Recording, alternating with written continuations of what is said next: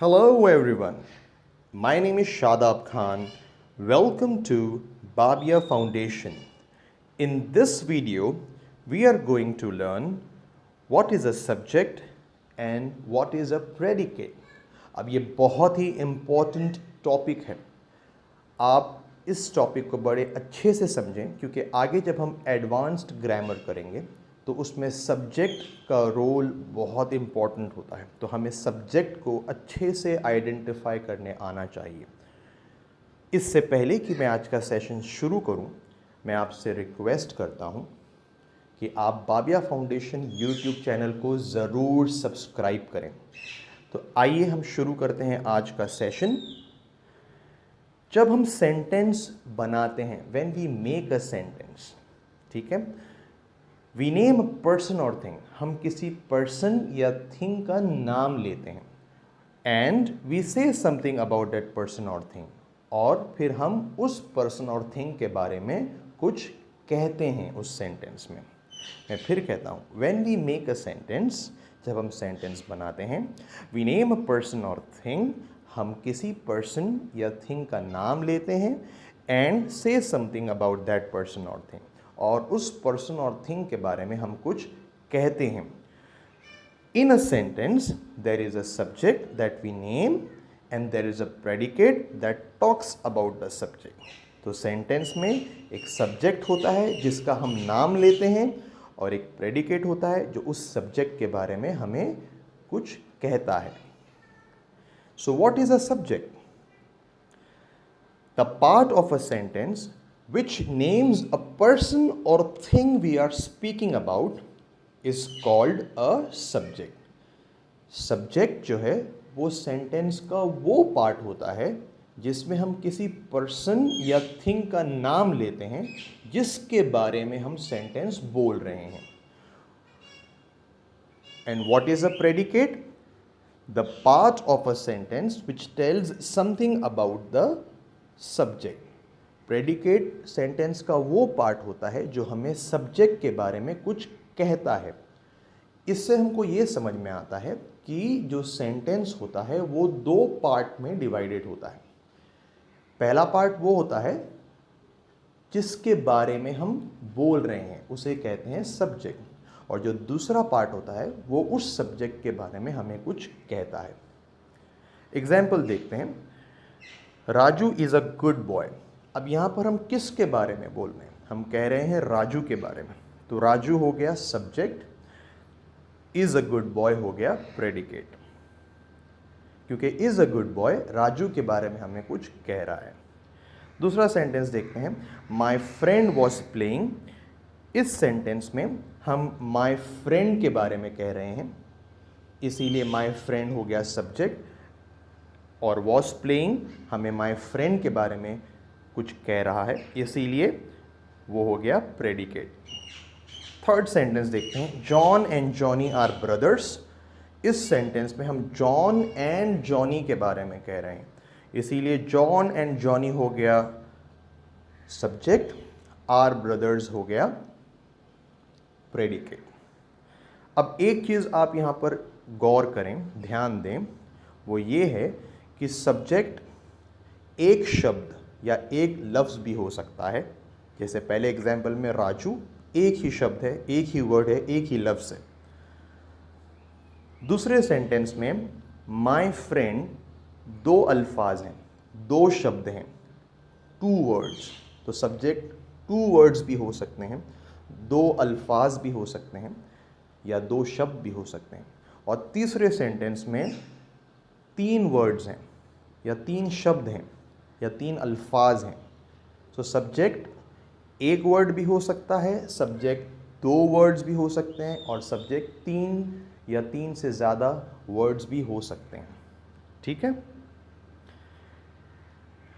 कुछ चीज़ें हैं जो आपको जहन में रखनी है, आपको याद रखनी है। वो ये है कि आम तौर पर subject usually comes first. Subject आम तौर पर पहले लिखा जाता है। जैसे ये सेंटेंस है, my friend is a doctor, यहाँ पर सब्जेक्ट है my friend is a doctor हो गया प्रेडिकेट, सब्जेक्ट को पहले लिखा गया।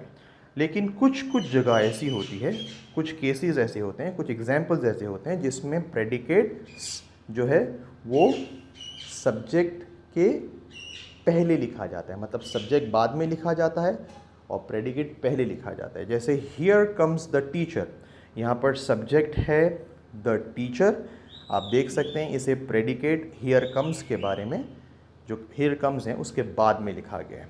तो ये है इम्पॉर्टेंट पॉइंट जो आपको याद रखनी है। इम्परेटिव सेंटेंसेस आपको याद होगा, मेरा पहला वीडियो जो था उसमें मैंने इम्परेटिव सेंटेंसेस के बारे में बताया है। इम्परेटिव सेंटेंसेस वो होते हैं जिसमें कमांड या आदेश दिए जाते हैं।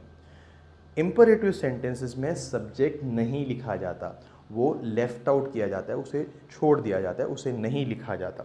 जैसे एग्जाम्पल गो देयर, ये एक आदेश है, गो देयर। यहाँ पर सब्जेक्ट यू है। जितने भी इम्परेटिव सेंटेंसेस होते हैं उसमें सब्जेक्ट यू होता है, इसीलिए उसे लिखा नहीं जाता, उसे समझ लिया जाता है, it is understood.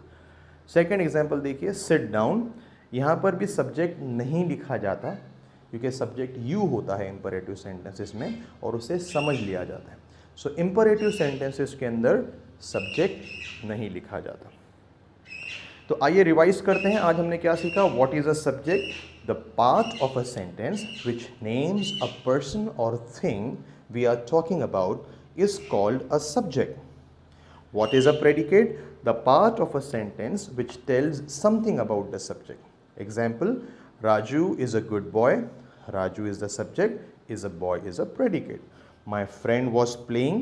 My friend is the subject, was playing is the predicate. John and Johnny are brothers. John and Johnny is the subject. These three words make a subject, and are brothers is the predicate. Points to remember: subject usually comes first. My friend is a doctor. So my friend is a subject, it is written before the predicate, and is a doctor is the predicate. But in some cases it is put after the predicate. In some examples, subject is written after the predicate. Example, here comes the teacher. In this example, the teacher is the subject and here comes is the predicate, and you can see that the subject is written after the predicate. In imperative sentences, the subject is left out. As go there, here in this sentence we don't write the subject because it is understood. The subject in imperative sentences is always you. That's why we don't write the subject, it is left out.